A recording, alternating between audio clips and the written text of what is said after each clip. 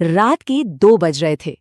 घना स्याह अंधेरा और एक ऐसी खामोशी जिसे बस एक फोन की घंटी तोड़ने वाली थी।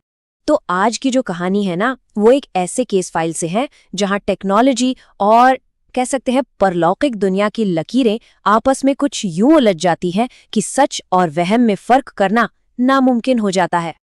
तो चलिए इस कहानी को हम शुरुआत से नहीं बल्कि सीधे इसके सबसे खौफनाक मोड़ से शुरू करते हैं, इसके अंजाम से, क्योंकि ये केस शुरू ही अपने अंत से होता है।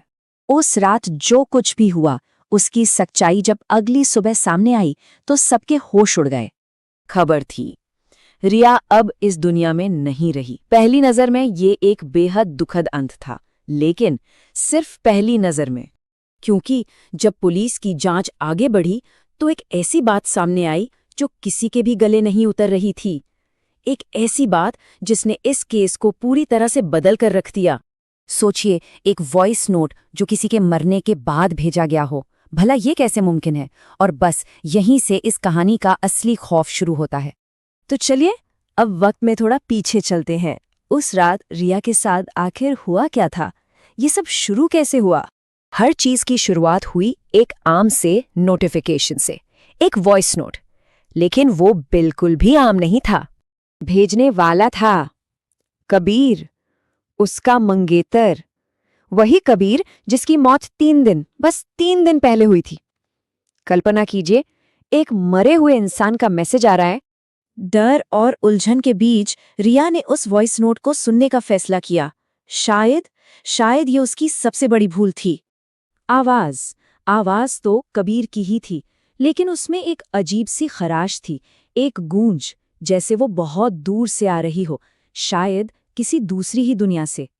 और फिर उस आवाज ने जो कहा, उसने रिया के पैरों तले से जमीन ही खींच ली। वो अभी तुम्हारे पास खड़ा है। बस इन कुछ शब्दों ने उस चांद से कमरे को मानो एक डरावनी कैदगाह में बदल दिया। अब ये कहानी उस मोड़ पर आ चुकी है जहां डर अपनी सारी हदें पार करने वाला है। उसका दिल जोर जोर से धड़क रहा था। उसने हिम्मत जुटाई और धीरे से पीछे मुड़कर देखा, पर वहां कोई नहीं था। कमरा बिल्कुल खाली था। एक पल को उसे लगा शायद ये सब बस उसका वहम है, लेकिन तभी फोन की स्क्रीन फिर से जली।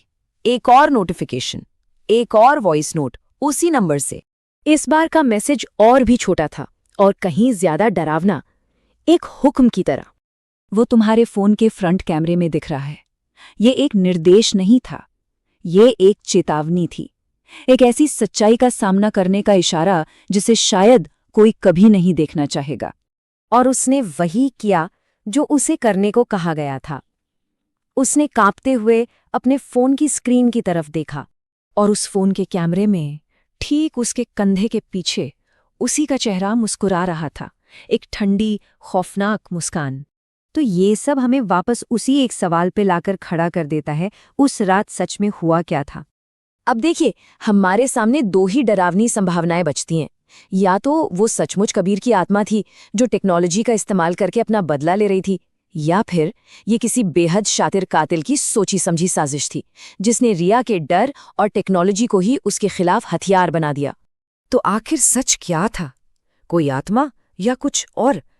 इसका जवाब शायद किसी को कभी नहीं मिला, लेकिन एक बात तो साफ है, कभी-कभी कुछ मैसेज कभी नहीं खोलने चाहिए।